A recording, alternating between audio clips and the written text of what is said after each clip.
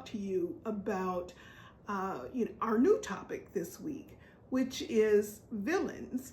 I just got a few tips, a few tips. You can jot them down. You can bookmark it in your thingamabobby. I'm sorry, I don't mean to get too technical. In the video, I mean, however you want to retain it. But my first tip about writing villains is to not be afraid of the villain's nasty side. Now, I had a book that came out, God, was it last year? I really think it was last year. Shark Teeth. It came out year before last. The paperback came out last year. And, there are no, this is not a murder mystery.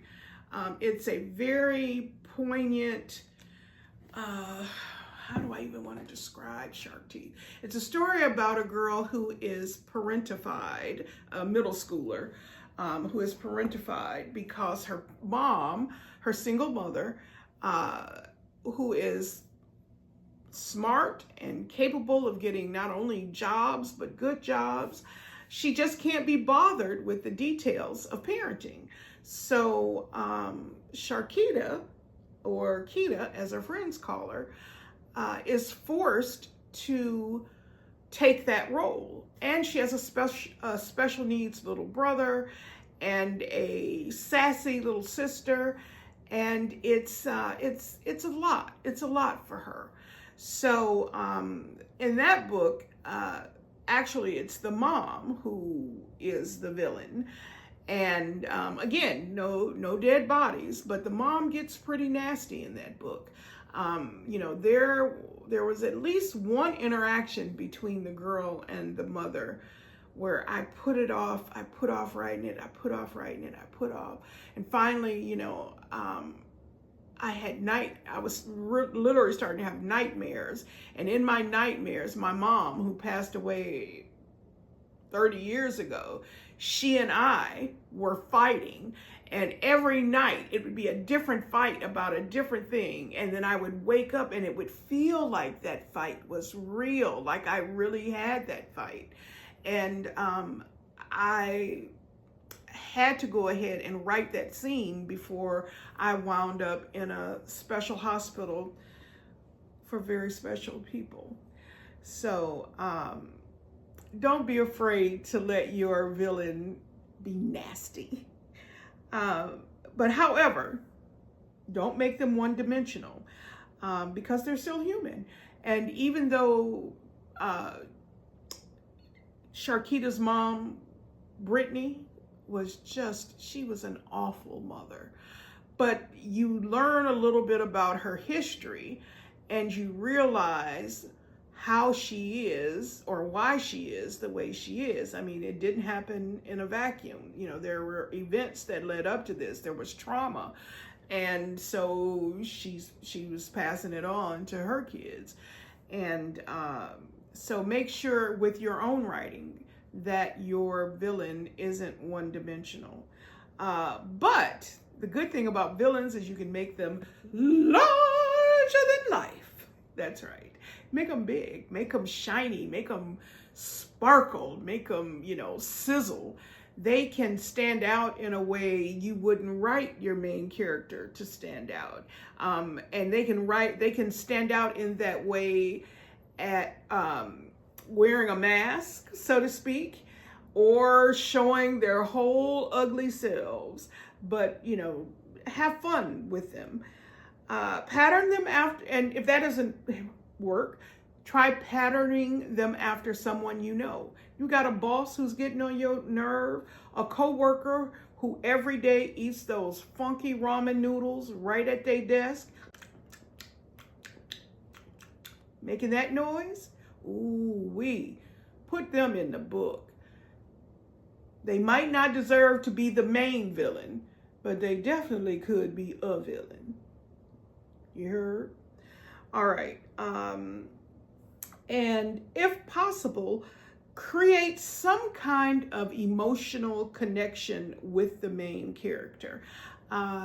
If you're writing a police procedural, where you've got a serial killer on the loose, it may be more difficult to do that unless your main character has some other type of trauma in her past, or his past or her past. But otherwise, it's something to think about.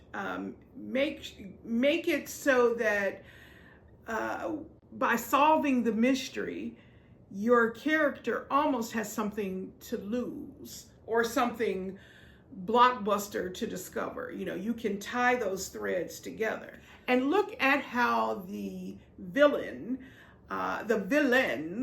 are drawn. In the Stephanie Plum books, a recurring villain isn't a quote unquote bad guy, but it's her nemesis from high school, who is also a part-time bounty hunter like she is, and her name is Joyce Barnhart. And Joyce is a trial, honey. You do not want a friend, ex or otherwise, like Joyce. So it's important to understand the bad guy so you could understand his crime. You know, early on in my attempts to write mysteries and murder mysteries, that was something that always eluded me. The fact that the villain was as important as the protagonist. And in some ways, so is the victim, because it's a triangle. It's a three-sided relationship. What made this person a victim of this person, and how is the killer connected to the main person? So it's a funny device that Ivanovich has developed and mastered over the years. And I just hope to be a part of that. And I want you to be a part of it. I want your novel published like I want mine published. So you have to write it. So next week, that's what we're going to do. We're going to start that novel. We're going to talk a little bit about the magical O word, the big O. Ooh, outlining. I am not the person for those fancy outlining systems that I know exist for some authors. That's not me. But I know that they are out there. And if that's something you need, you look that up. I am just trying to give you a gentle shove. This is a safe space. There's no homework. Just hugs and kisses and wine and nice smelling candles.